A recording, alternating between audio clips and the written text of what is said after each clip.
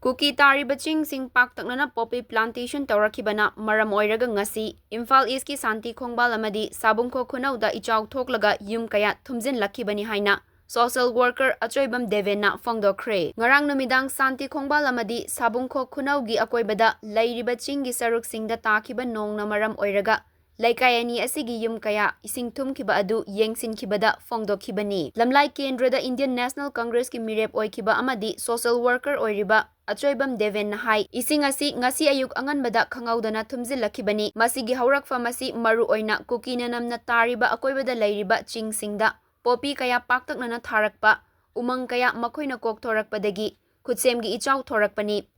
Uwagi marasing aduna ising chupsingadaba adu uwa haudabana tampakta chentaraktana khutsemgi echao thorakpani hairiba mafamsing asi handak thokliba irang aduda chauna chaitheng fangkiba mafamsing maduna maram oiraga yumsing asida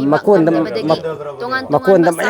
mafamda lairurabani adubu handak khitang safare haiduna amuk mayumda lainaraklaba tungda khutsemgi echauna awaba mayoknabani masida mari lainaba DC na chingbana athubada mityeng changbiyu Chingsingda pak sana makatana poppy thaba sida laingakna mapung fana mityeng changdaba sisu angakpa poi haiki lejariba mafam se aigi kendra lamlai kendra gi manung channa leiba sabungko khono amadi Santi Khongbal gi loinaba jaga sidani hariba jaga se ngara nungdang khanghaudaba nongna chingda nongna chugibana maram oiraga isingje khanghaudna dalok laksanbadagi yumda tumba kangbu haitare moju kujen chenadana ya awaba phibam da lei maduda sida lojariba aigi prajan lojariba nganu khangde yen khangde already hajik sire ayamba maximum sire nganu chamaga yankhayumpu loiba kan nganu chamaga kundi already sirega hajik yang sida ji ngo ta leije mafam sida aduna masi je kanaina tholakpo nongsu yam kan ta ba sunataba masi kanai tawron tholakpo no haiba taragadi akoigi Chingi jaga da ayamba poppy pambi na poppy thabana maram oiraga chingji jangan ji loi kokthokhreba kokthokhrabni nongje dalo taba kan da isingje phajanaba uwa amta leitabani na pura taribi isingje pura tampak da sentharakpaneba aduna maram oiraga ahing amada akoi jaga ji hajik leiriba phibam sini aina haijaningbadi hairiba jaga ase akoigi haukhiba megi tang kulumdoi megi tang ahum 2023 gi thokdok haitare kuki gi lamhen thuhenba kangbuna masi hairiba thamna poppy sana sabi Santi Khongbal amadi sabung khuno hairiba leiriba khun mayamse tha amagi manungda numit kunga nipani chumna numai kapa mafam amaneba hairiba tariba jaga jingje yum khudingi numai makhun pandaba jaga amta yaude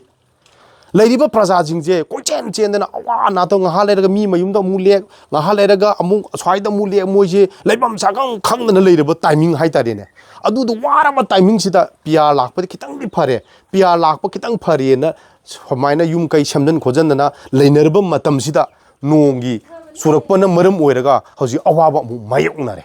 awaba gi mathakda awaba mu mayoknare aduna masi mari leinaba concern MLA amadi DC na puning changbiraga lana chaitheng piraba aigi prajajing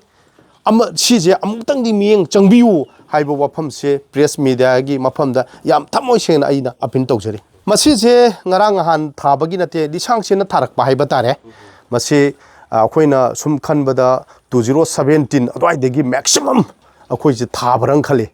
masi ain haijana banate koigi Google Map te yengba kanda magi leiriba jaga je si jaga je 2016 da si jaga je lerame 17 da lerame 18 da mai loi khang pone ain haijan ba ya banate masi horok famdi 2017 adwai dagi sum khaga sum poppy je sum tharakpana maram oraga haibi chingi leiriba jaga ayam loi kokthokre jangan am leitre haitare ne haji smaksu ngarang hamju mayamna khangbiri duni koigi kano jaga du poppy pambi thadana jangan kokthokdana dum tawiduni haji istina haji poppy thari bana poppy na thabana maram oiraga jangan jingjo paktaknana kokthokre moi poppy thajale aduna poppy tharabani na thabana maram oiraga koi ising ichaugje masi thon mane haibada haiman ma tholai wafam se thamjagi